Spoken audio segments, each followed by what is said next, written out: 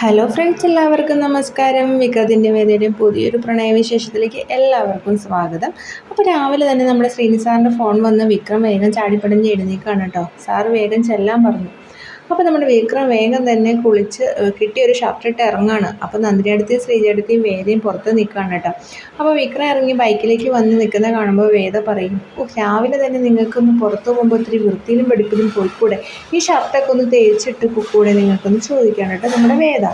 ഇത് കേൾക്കുമ്പോൾ നമ്മുടെ നന്ദിനിയടുത്ത് പറയും, അവൻ ഇത്രയും കാലം ഇങ്ങനെയൊക്കെ തന്നെയായിരുന്നു, ഇപ്പോഴും നീ ഇവൻ ഇങ്ങനെ തന്നെ മതി, നീ വന്ന് കൂടുതൽ മാറ്റമൊന്നും ഉണ്ടാക്കണ്ടെന്ന് വേദയോട് നന്ദിനിയടുത്ത് പറയുകയാണ്. അപ്പോൾ വേദ പറയും, അത് അന്ന്, ഇന്ന് വിക്രമത്തിൻ്റെ ഭാര്യയാണ് ഞാൻ വിക്രത്തിൻ്റെ കാര്യമൊക്കെ ശ്രദ്ധിക്കണം. വിക്രത്തിൻ്റെ ബലമായി നമ്മുടെ വേദ അകത്തേക്ക് വിളിച്ചുകൊണ്ട് പോവാണ് കേട്ടോ.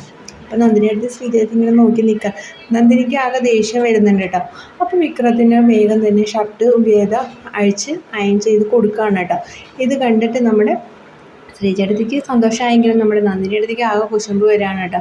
അപ്പോൾ നമ്മുടെ നന്ദിനിയടുത്ത് പറയണ്ടേ, ഇവൻ ആകെ മാറിപ്പോയി, ഇവൻ ഇപ്പോൾ ഒരു പെങ്കോന്തനാണ്, ഇവൾ പറയണതനുസരിച്ചാണ് ഇവൻ നിൽക്കുക എന്നൊക്കെ പറഞ്ഞ് നമ്മുടെ നന്ദിനിയടുത്ത് പുറത്തുകൊണ്ടിരിക്കുകയാണ് കേട്ടോ. അപ്പോൾ നമ്മുടെ വീഡിയോ ഇഷ്ടമായെങ്കിൽ ലൈക്ക് ചെയ്യാനും ഷെയർ ചെയ്യാനും സബ്സ്ക്രൈബ് ചെയ്യാനും മറക്കല്ലേ.